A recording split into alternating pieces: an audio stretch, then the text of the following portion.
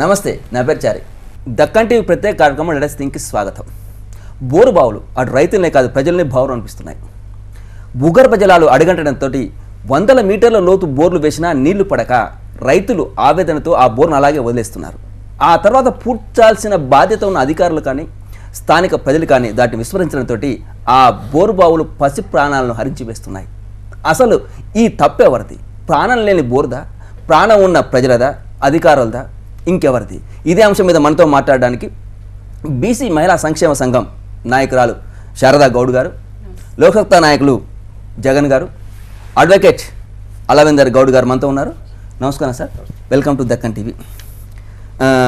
Madam, social యాక్టివిస్ట్గా అంత lawyer కూడా, ఈ బోరుబావులు అనేవి వేసిన తర్వాత అలాగే వదిలివేస్తే పసిపిల్లలు పడిపోవటం, ప్రాణాలు పోవటం, తర్వాత 4 రోజులు మీడియా హడావుడి చేయటం, మీరు హడావుడి చేయటం జరుగుతుంది. ఇలా జరగకుండా ఉండాలి. ఎందుకంటే ఇన్ని ప్రాణాలు ఇలా తీస్తారు. ఇలా పోతూ ఉంటే సామాజికంగా మీలాంటి సంఘాలకు కానీ రాజకీయ నాయకులకు బాధ్యత లేదంటారా? ఆ బాధ్యత ఎలా నిర్వర్తించాలి? ఇక ముందు జరగకుండా ఉండాలి. మనం భారతదేశంలో మనం చూసుకున్నప్పుడు మొత్తానికి తీసుకుంటే కేవలం రాజస్థాను, గుజరాత్, తమిళనాడు ఈ 3 రాష్ట్రాల్లో ఈ సంఘటనలు 50% కవర్ చేస్తున్నాయి. మన ఇండియా మొత్తంలో ఈ 3 రాష్ట్రాలు. అంటే దీంట్లో కూడా మనం రెస్క్యూ వరకు వచ్చేసరికి 70% రక్షించలేకపోతున్నాం, 20% రక్షిస్తున్నాం, ఇంకొక 10% అసలు మనకు ఆ కేసులు తెలియట్లేదు. ఇది పరిస్థితి. అంటే మనం ఇక్కడ సూక్ష్మంగా చూసుకోవాల్సిన అవసరం కూడా ఒకటి ఉంది. జనరల్గా ఒక బోరు అనేది ఎక్కడేస్తున్నారు? ఈ బోరు బావులు అనేటివి ఎక్కడేస్తారు? జనరల్గా మామూలు వ్యక్తులు, బీద వాళ్ళు, మామూలుగా ఉన్నటువంటి వాళ్ళు, సంచార జాతులు, మామూలు వాళ్ళు బతికే ప్లేస్లలోని ఇవి వేస్తారు. ఏ బంజారా హిల్స్, జూబ్లీ హిల్స్లో అయితే వేయరు. వేసిన వాళ్ళు అప్పటిదప్పుడునే మోటార్ ఫిట్ చేసుకోవడం, అన్నీ చేసుకోవడం, లేదంటే మూసుకోవడం జరుగుతుంది. మరి ఇలాంటి బడుగులు బతికేటువంటి బలహీన వర్గాలు బతికే ప్లేస్లలో వేసినప్పుడు వాటి లోపల మనము కాజెస్ తీసుకున్నప్పుడు, వరల్డ్ లెవెల్ లోపల సర్వే చేసినప్పుడు అక్కడ ఏం కనిపిస్తుందంటే అది వేసిన తర్వాత దాన్ని ముయ్యకపోవడం ఒకటి, 2 కనిపించకపోవడం ఒకటి, రెండోది మామూలుగా వెయిట్లెస్ వాటితోటి ముయ్యడం ఒకటి, అసలు అంటే టెంపరీగా ముయ్యడం ఒకటి, దాని గురించి ఆలోచన లేకపోవడం ఒకటి. ఇవన్నీ కూడా మేజర్ రీజన్స్గా పరిగణించబడుతున్నాయి యాక్చువల్గా కూడా. అయితే ఇవన్నీ కూడా మనం ఒక సోషల్ కాజెస్గా తీసుకున్నప్పుడు ఒక వ్యక్తి యొక్క ప్రాణము ఖరీదు అనేది ఎంత నిర్లక్ష్య వైఖరి ప్రభుత్వాలు కానీ అధికారులు కానీ మనం ఇక్కడ గమనిస్తున్నాం. అంటే ఒక తల్లికి బిడ్డ ఎవరైనా సరే, ధనిక తల్లి ఉండొచ్చు, బీద తల్లి ఉండొచ్చు, బిడ్డనే అవుతుంది. మరి వారి ప్రాణం ఖరీదు జరిగినప్పుడు అయితే ఇంకొకటి కూడా సర్వే లోపల ఏం జరిగిందంటే, ఒక బోరు బావిలో ఒక మరణం జరిగినప్పుడు రెండో రెస్క్యూ చేయడానికి ఎంత టైం తీసుకుంటుందంటే దాదాపు 300 రోజులు తీసుకుంటున్నట్టుగా ఒక ఐడియా ఉంది. మళ్ళీ రెండో దాని నుంచి 3వ దాని వరకు జరిగే లోపల మళ్ళీ ఒక 150 రోజులు, 400 రోజులు తీసుకునే అవకాశాలు ఉన్నాయి. అంటే ఆ లోపల కూడా మనము ఆ సర్కమ్స్టాన్సెస్ ఏ విధంగా వచ్చినాయి, ఎట్లా వచ్చినాయి అనేది కూడా పరిణయంలోకి తీసుకుంటూ ఆ యాక్షన్ మనం ఏ విధంగా తీసుకుంటున్నాము, ఒకవేళ అలా సంభవించినప్పుడు అధికారులని అక్కడ దగ్గరలో ఉన్నటువంటి వాళ్ళందరినీ కూడా బాధ్యులుగా చేస్తూ ఏం శిక్షలు విధించాము అనేది కూడా కనిపించాల్సినటువంటి అవసరం అక్కడ. జగన్ గారు, ఇప్పుడు రైతు అనే వ్యక్తి బోరు దగ్గర బోరు బావి వేసిన తర్వాత అతనికి బోరు పడితే ఆల్రెడీ మోటార్ అన్ని ఫిట్ అవుతాయి. పడినప్పుడు మాత్రమే రైతు దాని నిర్లక్ష్యం కూడా కాదు పాపం రైతు అక్కడ, ఎందుకంటే ఒక ఆవేదన, ఒక బాధలో మర్చిపోతున్నాడు.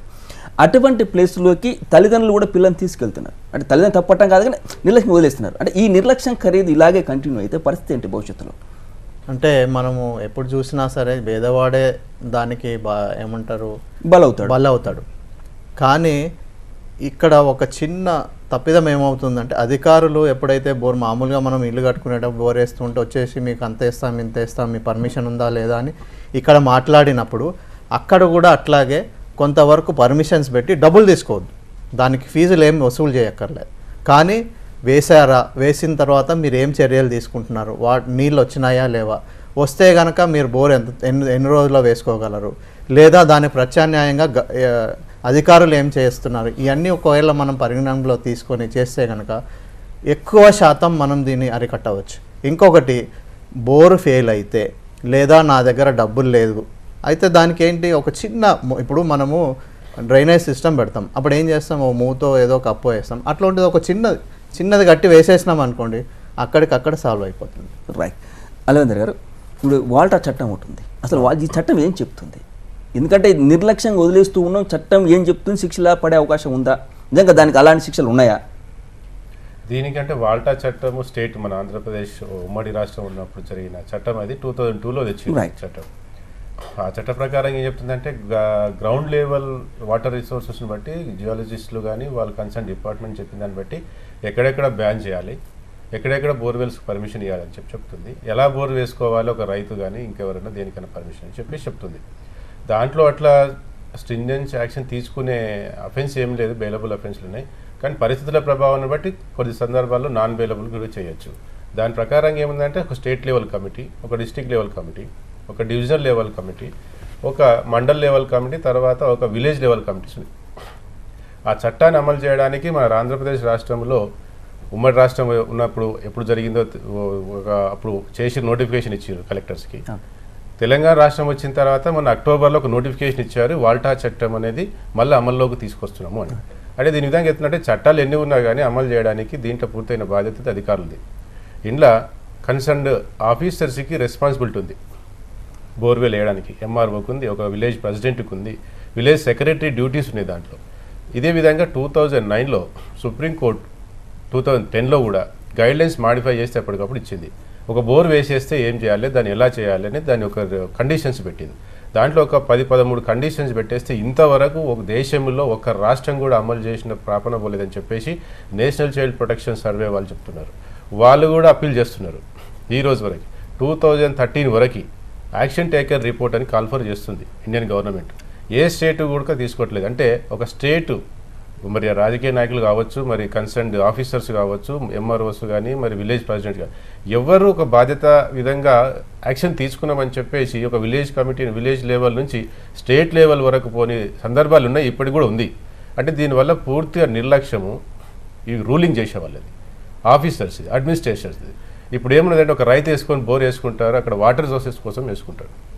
దానికి పర్మిషన్ ఎలా ఇవ్వాలి, వేస్తే నువ్వేం చేయాలి, ఎలా బోర్డు పెట్టాలాడా, ఒక డిస్ప్లే చేయమని సుప్రీంకోర్టు గైడ్లైన్స్ ఇచ్చినాక కూడా వీళ్ళు అమలు చేయట్లేదంటే ఇంతకంటే నిర్లక్ష్యం ఎక్కర్లేదు. ఆ యాక్ట్ చెప్తుంది, ఏదైతే అధికారి నిర్లక్ష్యంగా వ్యవహరిస్తే అధికారికి మీద పెనాల్టీ వేయబడుతుంది. ఏదైతే రైతు బోరు వేసుకున్న తర్వాత ప్రాపర్ వేలో దాన్ని క్లోజ్ చేయకపోతే, ఓపెన్ చేసి వదిలేస్తే, మొన్న రీసెంట్గా జరిగిన సంఘటనలాగా బాబు చనిపోతే ఒక 2 లక్షల రూపాయలు ఫైన్ వేయమని చెప్తుంది. తర్వాత అదేవిధంగా 304A సెక్షన్ ఐపీసీ ప్రకారంగా ఒక యాక్షన్ తీసుకోమని చెప్తుంది. సో ఇంతకు తప్పించి అంత మరీ స్ట్రింజెంట్ యాక్షన్స్ ఎక్కడ లేవు. దీన్ని అమలు చేయాలంటే కూడా ఆఫీసర్స్ది, కన్సర్న్ పాలకులదని చెప్తారు. రైట్. శారదా మేడం, ఇప్పుడు బోరుబావి వేసేటప్పుడు ఏదైనా జరిగితే బోరుబావి యజమానితో పాటు వేసిన డ్రిల్లర్ మిషన్ యజమానితో పాటు ఇటు ప్రభుత్వం, లోకల్ అధికారులకు బాధ్యత చేస్తున్నారు. అయితే ఈ బాధ్యత అనేది వాళ్ళు నిర్వర్తిస్తలేనే సార్ ఆలోచన లేదు, చట్టాలు కఠినంగా లేవు. కానీ ఈ బాధ్యత అధికారులకు తప్పు పట్టిన ప్రజలకు మాత్రం పాప దీని మీద అవగాహన లేదని అంటారు. మరి అవగాహన కల్పించాలి అంటే ఏం చేయాలి? ఒకటండి, ఇప్పుడు బాధ్యత ఎవరు తీసుకోవాలి? ఇప్పుడు రోజువారీ కూలీ చేసుకొని వాళ్ళ చిన్న చిన్న కనీస అవసరాలు తీర్చుకునే పరిస్థితి. ఈరోజు 70% మరుగుదొడ్లు లేవని చెప్తున్నారు, 50% సొంత ఇండ్లు లేవని చెప్తున్నారు. మరి ఏ పూటగా పూట కూలి చేసుకొని వెళ్ళాల్సిన వాళ్ళు ఈ విషయాల మీద వాళ్ళకు అవగాహన సదస్సులు ఏర్పాటు చేయవలసిన బాధ్యత ఎవరి మీద ఉంది? అధికారుల మీద ఉంది, స్వచ్ఛంద సంస్థల మీద ఉంది, వాటి మీద ఎవరైతే పోరాటాలు చేస్తున్నారో వాళ్ళ మీద కూడా ఉంది. అంటే పార్ట్ అండ్ పార్సల్గా ప్రతి ఒక్కరి యొక్క చైన్ లింకులు అయితే ఉన్నాయి వీటన్నిటి మీద కూడా. అయితే ఇక్కడ ఇంకొకటి కూడా మనం తీసుకోవాల్సిన ఏముందంటే, ఇంత సాఫిస్టికేటెడ్ టెక్నాలజీ ఎక్విప్మెంట్స్ ఈ రోజుల్లో వచ్చినప్పుడు మనము ఇప్పుడు ఒక రోబో టెక్నాలజీని అడాప్ట్ చేసుకోవాల్సిన అవసరం ఉంది. రెండోది, ఎక్కడైతే బోర్ వేస్తున్నామో దాదాపు కొన్ని కిలోమీటర్ల వరకు, 1 మీటర్ల వరకు అందరికీ సౌండ్ వస్తూ ఉంటుంది. వచ్చినప్పుడు అక్కడ పేరుకపోయి ఆ మట్టి వాటంతా కూడా మనకు తెలిసిపోతుంది. ఒక సిగ్నల్స్ పెట్టడం, ఒక డేంజర్ సిగ్నల్ లాగా పెట్టడం కానీ, సైన్ లాంగ్వేజ్, ఇప్పుడు ఒక ట్రైన్ వస్తుంది అన్నప్పుడు దానికి సంబంధించిన ఒక గేట్ ఏ విధంగా పెడుతున్నామో, ఎలా రెడ్ లైట్ సిగ్నల్స్ ఎట్లా పెడుతున్నామో అట్లాంటివి కొన్ని మినిమం ఫస్ట్లో చేసుకొని ప్రస్తుత పరిస్థితుల కనుక. అట్లాగే రోబో టెక్నాలజీ, ఇప్పుడు మామూలుగా మనకు ఇంతకుముందు ఆపరేషన్లు ఏమన్నా మనకు జరిగేటప్పుడు ఏం చేసే వాళ్ళు, ఒక 13, 15, 20 కుట్లు పడ్డాయంట అనేవాళ్ళు. సిజేరియన్ ఆపరేషన్ లేకపోవడం. ఇప్పుడు ఏముందండి, ఒక చిన్న సూది అంత చిన్నది, ఒక్క చిన్న స్టిచ్ లాగా ఒక నీడిల్ కిందికి దింపేసేసి ఇప్పుడు ఏ మాత్రం స్టిచ్చెస్ లేకుండా ఈరోజు ల్యాప్రోస్కోపిక్ ఆపరేషన్స్ జరుగుతున్నాయి. మరి అట్లాంటప్పుడు ఆ టెక్నాలజీని మనం కూడా తీసుకొని ఈ బోర్లు వేసే దానిలో కూడా మాడిఫై చేసుకుంటూ అవి కూడా ప్రభుత్వాలు ఆలోచించి వాటి మీద కూడా చేసి ప్రాణం ఖరీదు ఎవరిదైనా ఒకటే. ఈరోజు ఎందుకోసం వస్తున్నారు వాళ్ళంతా? ఒక ప్రశ్న ఇక్కడ క్రాస్ చేస్తున్నా. ఇందాక ఒక మాట అన్నారు, పేదలు బడుగులు బలహీన వర్గాలు మాత్రమే బలవుతున్నాయి అన్నారు. మీది బీచ్ సంక్షేమ మహిళా సంఘంగా మీకు బాధ్యత లేదా? మేము చాలా చోట్ల వెళ్ళి చెప్తున్నామండి, మామూలుగానే కాదు. ఈరోజు మీరు అడుగుతున్నారు కాబట్టి మేము చెప్పాల్సి వస్తుంది, కానీ మేము చాలా చోట్ల తండాలలో పోతున్నాం. తండాలలో వెళ్ళినప్పుడు వాళ్ళ హృదయ విధారకమైనటువంటి పరిస్థితులు చూసినప్పుడు ఆ బోరు చుట్టూ కూడా నీళ్లు పడతాయేమో అనే ఆశతోటి చిన్న చిన్న గిన్నెలు తెచ్చుకొని కూర్చొని వాళ్ళు ఇట్లా కూర్చొని చూస్తూ ఉంటారు. వాళ్ళందరితో కూడా మేము మాట్లాడి, ఇటు సైడ్ వెళ్ళొద్దమ్మా, పిల్లాడు జాగ్రత్త, మీ గిడ్సల నుంచి బయటికి రావద్దు, ఆ చెట్ల కింద మీరు అక్కడ వదిలేసేసి. అక్కడ ఇంకొక సంస్కృతి ఉంది, మేము వెళ్ళి అవగాహన సదస్సులు ఏర్పాటు చేసే సందర్భంలో పిల్లలు ఏమన్నా వెళ్తారేమని చిన్న చిన్న తాళ్లకు కూడా పిల్లల్ని కట్టిన సందర్భాలు మేము చూసాం. పిల్లలు దొగ్గుకుంటూ వెళ్ళి పడతారేమో అని చెప్పేసి. కానీ ఒక్కొక్కసారి టైం బాగోలేనప్పుడు ఏమవుతుంది, ఏ తల్లి కూడా బిడ్డను వదిలేయాలని అనుకోదు, కానీ కొన్ని సెకండ్స్ లోపల జరిగేటువంటి యాక్సిడెంటల్గా జరిగేవి 304A అనేది యాక్సిడెంటల్గా ఒక నెగ్లిజెన్స్గా మనకు అనుకోకుండా జరుగుతుంది, అది జరిగిపోతుంది. కాబట్టి దాని మీద సదా ఒక ప్రయాణం ఇది. ఈ ప్రయాణం లోపల మనము ప్రతి క్షణము అవేర్నెస్లు చేసుకుంటూ గ్రామ స్థాయి లోపల, మండల స్థాయి లోపల, జిల్లా స్థాయి లోపల ప్రతి అవగాహన, ఇప్పుడు మహిళా సదస్సులు జరిగినప్పుడు యువకులకు శిక్షణ ఇస్తున్నప్పుడు మేము నైపుణ్యం వాటి మీద కూడా ప్రతి గ్రామాల కమిటీలో ఉన్నాయి మాకు. వాటన్నిటిలో వెళ్ళినప్పుడు కూడా వీటన్నిటి మీద కూడా చెప్తున్నాం, మేము ప్రతి దాని మీద చెప్తున్నాం. ఈ రోజు మన తెలంగాణ అనేది ఈ రాష్ట్రాల సరసన లేదు, మీరు గమనించాలని కోరుకుంటున్నాం. జగన్ గారు, మేడం ఒక ప్రశ్న ఏంటంటే మహిళా సంఘాలకు బాధ్యత. వాస్తవానికి ఇప్పుడు మేడం చెప్పింది ఏంటంటే రాజకీయ నాయకులకు, ప్రభుత్వానికి, అధికారులకు మొత్తం శిక్ష ప్లస్ అవగాహన వాళ్ళకి కావాలంటుంది. ఇది ఎంతవరకు వాస్తవం అంటారు? నిజంగా రాజకీయ నాయకులు అవగాహన లేదంటారా? ఉంటేనే నిర్లక్ష్యంగా వదిలేస్తున్నారంటారా? నిర్లక్ష్యంగా వదిలేయడం అనేది చాలా సూటిగా చెప్పాల్సింది ఏంటంటే నిర్లక్ష్యం ఎక్కువ. ఎందుకంటే మనం ఎప్పుడు చూసినా నాకు అధికారం ఏంటి, నేనేం సంపాదిస్తున్నాను, నా వాళ్ళకి ఏం తీసి పెడుతున్నాను తప్ప అక్కడ ఉన్న ప్రజలకు నేను ఏమి చేయాలి, ఏమి చేయబోతున్నాను అనేది ఇంతవరకు ఎలాంటి, అంటే మీరు లోక్సత్తా పార్టీ తరఫున మీరు అట్లా మాట్లాడతారు కాబట్టి లోక్సత్తా అంటున్నారని కాదు, కానీ ఒక రాజకీయ నాయకుడిగా మనము మన ప్రజలకు ఏం చేయాలి అనేది ఒకవేళ ఆయన గుండెల మీద చేయబెట్టుకొని ఒకసారి తనకు తాను అనుకుంటే కనుక గ్యారంటీగా చెప్తాను. ఎందుకంటే ఇదేం పెద్ద సమస్య కాదు, మనం దీన్ని పెద్దగా జటిలంగా తయారు చేసుకున్నాం. కానీ ఇప్పుడు అక్కగారు చెప్పినట్టుగా ఒక చిన్నయే, ఇప్పుడు ఒక రోబో అంటున్నారు, రోబో కూడా అవసరం లేదు. మనకున్న ఇప్పుడు ఆ ముళ్ళ కంపేస్తాం, ఇంతకుముందు ఎట్లా చేసేది, ఇప్పుడు బాగున్నది అనుకోండి, బంద్ అయిపోయింది అనుకోండి, అప్పుడు మనం ఏం చేస్తుండే, ముళ్ళ కంచి చేసేది, లేకపోతే కొంత ఏదైనా గుర్తులాగా పెట్టేవాళ్ళం. మరి అట్లా ఉన్నప్పుడు ఆ కాలంలో అట్లా చేసినప్పుడు మన దగ్గర ఇంత టెక్నాలజీ ఉన్నప్పుడు మనం ఏం చేయలేకపోతాం? చేయొచ్చు, కానీ నిర్లక్ష్యం వల్లనే ఇది అవుతుంది తప్ప ఇంకా వేరే ఏమీ లేదు. ఎందుకంటే అక్కగారు చెప్పినట్టుగా నాకు కడుపు మాడుతున్నప్పుడు నేను మిగతా ఎక్కడ చూస్తాను? నా కడుపు గురించి రైతు అనే వ్యక్తికి తప్పడాల్సిన, ఎందుకంటే అతను లక్షలు పెట్టి బోరేసిన తర్వాత పడకపోతే అతనికి ఆవేదనలోనే ఉంటున్నాడు పాపం, అంతే తప్ప ఆయన వేరే ఆలోచన రాదు. లేకపోతే అధికారులు, లేకపోతే ప్రభుత్వం. యాక్సిడెంట్స్ గురించి 100 ఓర్డింగ్స్ వేస్తారు, మన దగ్గర పథకాల గురించే ఓర్డింగ్స్ వేస్తాం తప్ప ప్రజలని ఎడ్యుకేట్ చేయడం కానీ వాళ్ళకి తెలియాల్సింది తెలపడం కోసం కానీ ఎక్కడ ఏ ఓర్డింగ్స్ కూడా కనిపించదు. అలాంటిది చేస్తే కనుక గ్యారంటీగా ప్రజలు దాని గురించి చర్చిస్తారు. చర్చించిన తర్వాత వాళ్ళు కూడా కొంతవరకు దాని మీద దృష్టి పెట్టే ప్రయత్నం చేస్తారు. అలవేందర్ గారు, 304A ప్రకారం మేడం చెప్పడం ఏంటంటే ఏదో చిన్న శిక్షలు పెనాల్టీ. ఇప్పుడు నిర్భయ లాంటి చట్టాలు ఉంటే, కఠిన శిక్షలు ఉంటేనే అది కంటిన్యూ అవుతుంది. ఇలాంటి అంటే నిర్లక్ష్యం అనేది ఇక్కడ ఉన్నది, ఖరీదైన నిర్లక్ష్యం, ప్రాణాలు హరిస్తున్న నిర్లక్ష్యం. అలా నిర్లక్ష్యం 304A పెట్టడం ఎంతకు సంబంధించిన అంటారు? వాస్తవానికి ఇలాంటి చట్టాలు ఉంటే భయం లేకుండా, ఎందుకంటే పెనాల్టీ 2 లక్షలు వేసిన మెదక్ జిల్లాలో ఏమైతుంది, 2 కట్టేస్తే అయిపోతారు. అలా కాదు కదా, ఇంతకు జరగకుండా ఉండాలి. ఈ శిక్షలు సరిపోతాయి, ఇంకా కఠిన శిక్షలో ఈ వాల్టా చట్టంలోనే చెప్తుంది 304A అని చెప్పేసి.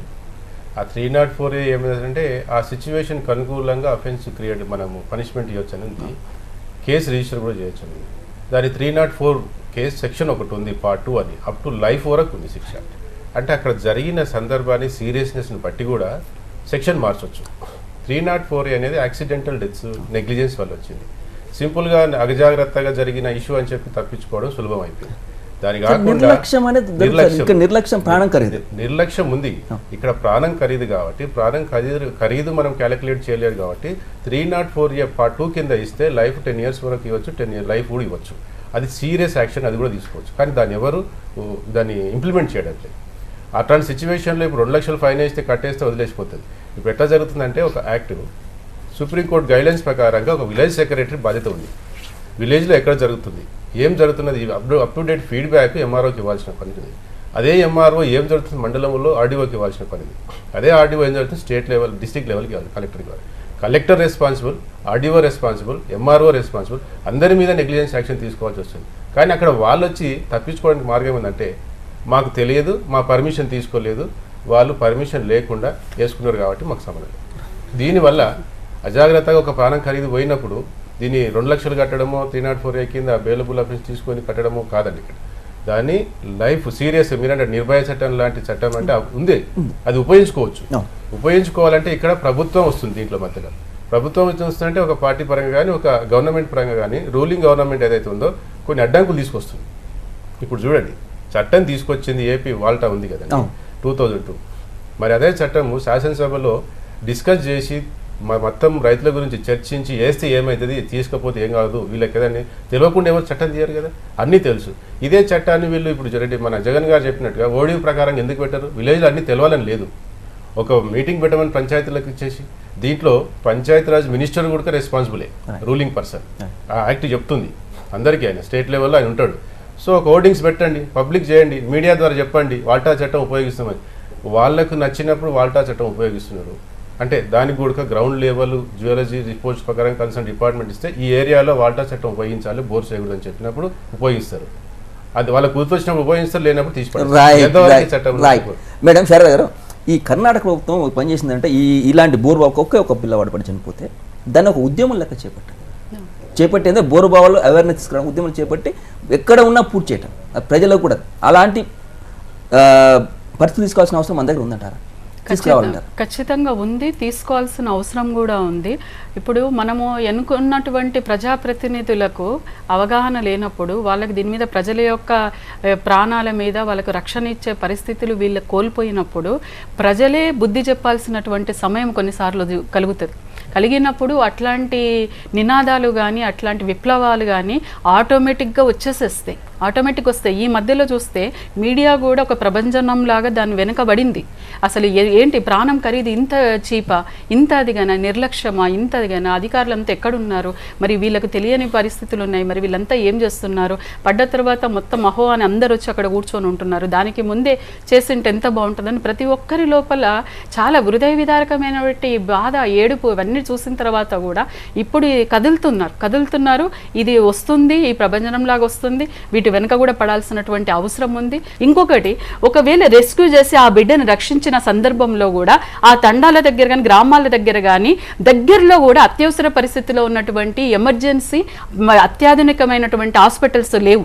ఈరోజు ఆ బిడ్డను ఒక క్షణాల మీద ఈరోజు మనము చేయాల్సి, ట్రాఫిక్ కంట్రోల్ లేదు, ట్రాఫిక్లో సపరేట్ ఒక అంబులెన్స్ వెళ్ళేటువంటి దారి లేదు. అది ఒక మినిస్టర్ కానీ హోమ్ మినిస్టర్ కానీ ఒక సీఎం కానీ పోతే దారి కనబడుతుంది, అదే ఒక అంబులెన్స్ మాత్రం ఒక మామూలు పేదవాడు కనబడితే దారులు కనబడవు. మరి ఎక్కడ ఏం చేస్తున్నది ప్రభుత్వాలు, ఏం చేస్తున్నాయి, మరి మేము చేస్తున్నాం అంటున్నాం, నాకైతే ఏం కనిపించదు. రైట్ జగన్ గారు, మేడం అంటే మొత్తానికి అవేర్నెస్ తీసుకురావడం కోసం ఉద్యమం ఓర్డింగ్స్ గురించి మాట్లాడాను కదా, ఈ ఓర్డింగ్స్ని పక్కన పెడితే రాజకీయ పార్టీలు దీని ఒక ఉద్యమంలో చేపట్టవచ్చు కదా. రాజకీయ పార్టీ ఎన్నో సమస్య కోసం కొట్లాడుతున్నాం, ప్రభుత్వాన్ని నిందిస్తున్నాం, చేస్తున్నాం తప్ప దాన్ని బాధ్యతగా తీసుకొని ఉద్యమంలో చేపట్టవచ్చు కదా. మీరు అన్నట్టుగా గ్యారంటీగా చేపట్టాలి. ఎందుకంటే ఇప్పుడు ఏ ఊర్లో అయినా సరే, ఏ జిల్లాలో అయినా సరే ఈ సమస్య చాలా ఎక్కువ ఉంది. అయితే మనం చేసే విధానంలో లోపం ఉంది కాబట్టి అందరూ మమేకమై ఏకదాటి మీద వస్తే కనుక పెద్ద ఉద్యమంగా చేయొచ్చు.